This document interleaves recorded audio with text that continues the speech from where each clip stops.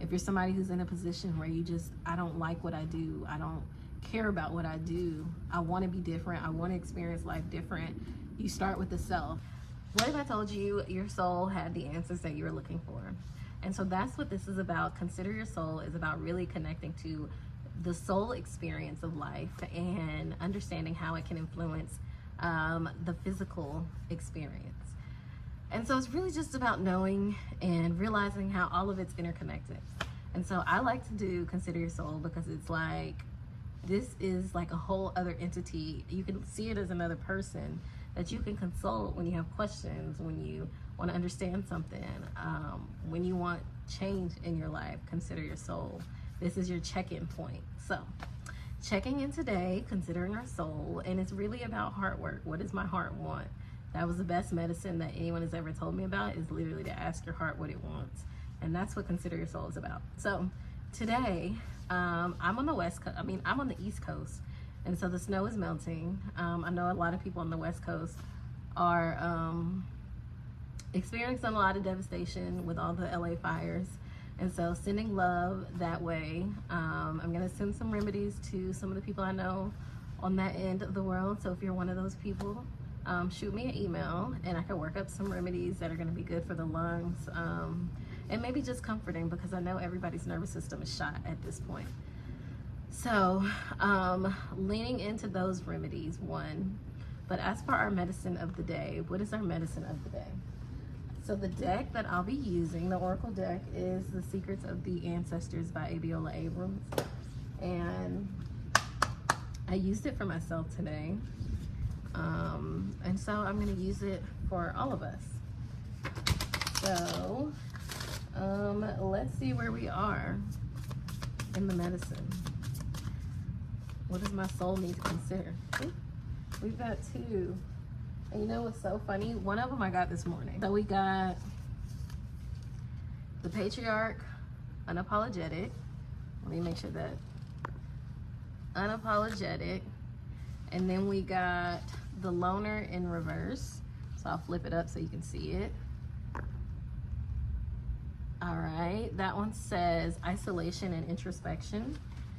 So let's see what that's about. I think the Patriarch card for me automatically makes me think of honoring what is ancestral, what is natural, what is kind of in your lineage, rather than what you've been taught to focus on. What is the real medicine, the root of the medicine that is a part of who you are and what you were created to be, rather than the things or the person that you've been conditioned to be. So that's the first thing I'm thinking of when I see that card. Really just this strong masculine figure. It's more of a stability energy. And I think that speaks to the version of ourselves that we need to become in order to stand on business, like to stand on whatever it is that we're being called to stand on right now. And so the Loner is about isolation and introspection, which means you're gonna have to go inward. You're gonna have to spend some time alone. Some things that you build, some things that you create, you cannot do with other people. Sometimes you need to spend time alone so you can get clear on the vision, so you can get clear on what it is that you need in this moment, and so that you can stay focused on the task. It feels more of a focused type of energy. It feels more of like a, let's bring these things, these ideas, these visions into the physical form, into reality.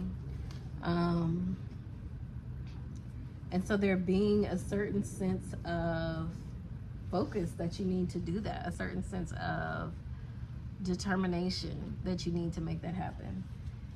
And so I don't know why I'm at a loss for words with these, because I think I read the Patriarch two different ways. I read it as an energy of control, and then I read it as an energy of fighting back against. And so let's see what the message is for us.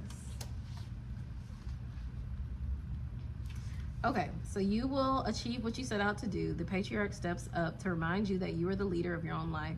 Things are more stable and secure than you think. Your fears are lying to you. You have the wisdom that the situation requires. This ancestor may also come forward when the authoritative energy around you is overpowering you.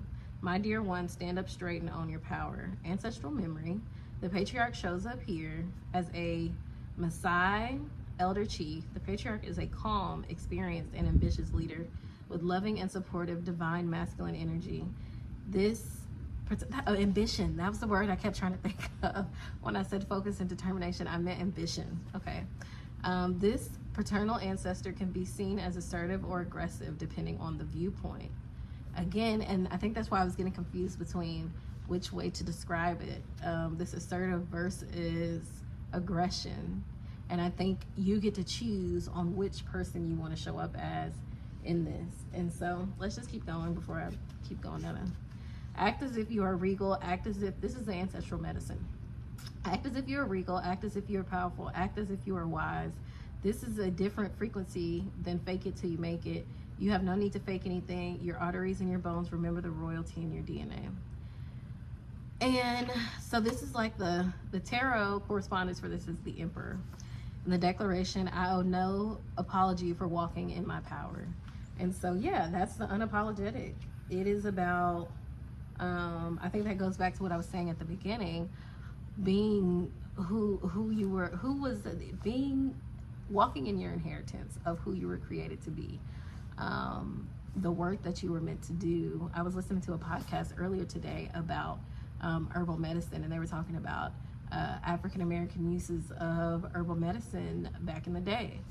And some of the powerhouses of women who were working in these communities as the doctor. They didn't have doctors. They didn't have, especially in these smaller towns, they didn't have all those resources. So these women were midwives. They were the herbalists. They were the medicine women of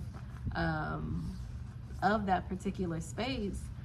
And she was talking about like these different traditions and things that are held within our families, and starting there. Like if you're trying to understand what you're here for, what your medicine is, who you are, start with your family, start with your lineage, start with where you're from. Even if you don't know your people, you may know the general area you're from. And if you don't, that's what the ancestral work is connecting with your ancestors, even if you never knew them in this lifetime, because they are the ones that are supporting us, that are pushing us towards our medicine, that are helping us to understand our medicine and our gifts that are coming forward for a lot of people. And so it was a really interesting podcast. I'll have to think about what it was. I can't remember. I was listening to two different ones, and they were both about Black people and herbalism, Black people in the history of plants and herbal medicine and things like that. So it definitely had me thinking about some stories that my grandmother has told me about my great grandmother, and about her father, and about her grandmother. And so it's just so much medicine just deep within knowing your family history, and I think that's a blessing because everyone doesn't have it. And so really just paying attention to what is the medicine that you usually draw towards. Like what is your natural thing that you do, that you connect to when it's time for some healing, when it's time to be of service. And you'll learn a lot about your medicine just by watching your patterns. And so I think that's why I like to talk about the self, because the self is connected to the soul, which is connected to this higher source of creation. And it's what guides us to understand what are we here to do and who we are. And understanding who we are is how we connect to the spaces that are calling us. If you're somebody who's in a position where I don't like what I do, I don't care about what I do, I want to be different, I want to experience life different, you start with the self. You start with the self. You start with your family history. You start with those things and start studying yourself. And when you start to study yourself, you study your patterns, you study your family, you'll start to see the message. You'll start to see the way forward. So that was something oh, hello, Aunt. Child, I ain't seen an ant in I don't know how long. Yep, going outside. We sent him back outside. That was a red ant too. Okay, so, and then your last card was the loner, isolation, and introspection. This is the one that I definitely got earlier. And this is the be still and know. The answers you seek are within. You are entering a time of deep reflection. And so I think this connects that whole studying yourself and listening to the messages that are being brought to you. And so, what does it mean when your middle finger itch? What does that mean? What does that mean? My middle finger is itching. Okay. Take a step back, distance yourself from petty people, dramas, and issues. Between social media obligations, the world can feel nonstop. The innermost cave holds the gold. The guru is within. A moment of solitude holds gems for you. This is not a time to plow forward. Take a beat and withdraw. This one made me think about, when I got it earlier, it made me think about how heavy everything in the world is right now. I saw 11:11. And how a lot of, especially people who are naturally empathic, naturally intuitive, you always want to get tapped in. You always want to figure out how you can help, and that's good.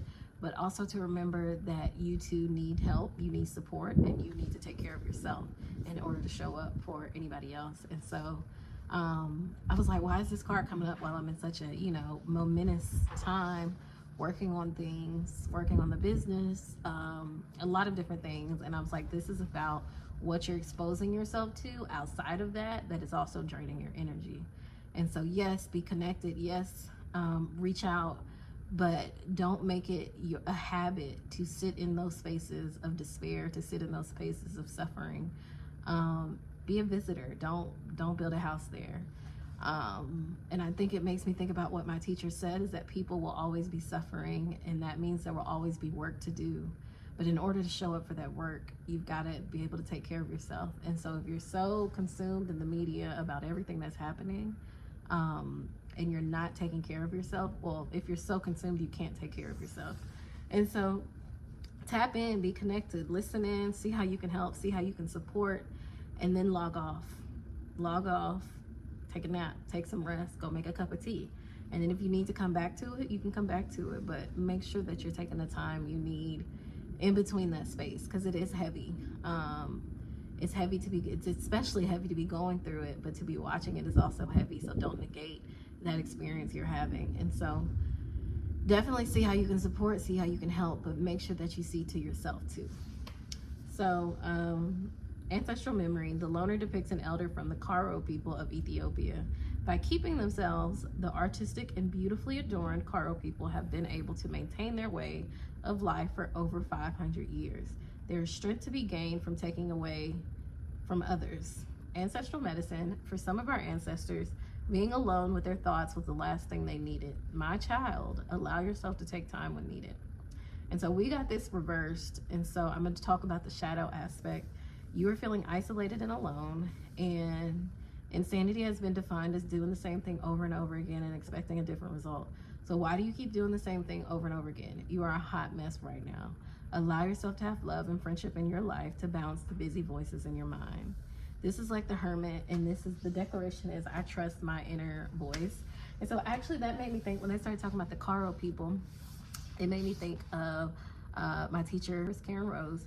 And one of the things she was talking about recently was how memory is going to be a big deal this year. Like the ancestral memory is what people will need to rebuild, to sustain themselves, to create anew. That ancestral memory, that ancestral medicine that is deeply ingrained within us is important right now. It is how we'll reestablish a new world, a new experience. And so as I'm talking, I'm starting to see all of these coming together. And it is definitely a call to connect with your ancestral medicine, your innate inherited medicine, and to honor your ancestors in the process of doing that. So yeah, this is definitely about, the going back and getting it, and like digging deep into the roots to understand how to move forward, if that makes sense. So this is a very interesting message. I think I might want to do like an extended version of this, like get some more understanding, and maybe I'll post that later and tag it here. But this is the one I'm going to go ahead and post right now. But this seems very powerful. This seems like a very powerful message, that there's more that wants to come out from it. And so I'm going to reconnect to that later. But I wanted to give some sort of medicine for today. And I don't know why I'm smiling. I just want to get back to that. So y'all have a good day. I hope this gets posted within time for you to watch it today. If not, then I guess the medicine was meant for you the next day. And I'll definitely do a follow-up on that, because yeah, I want to know more. See y'all next time.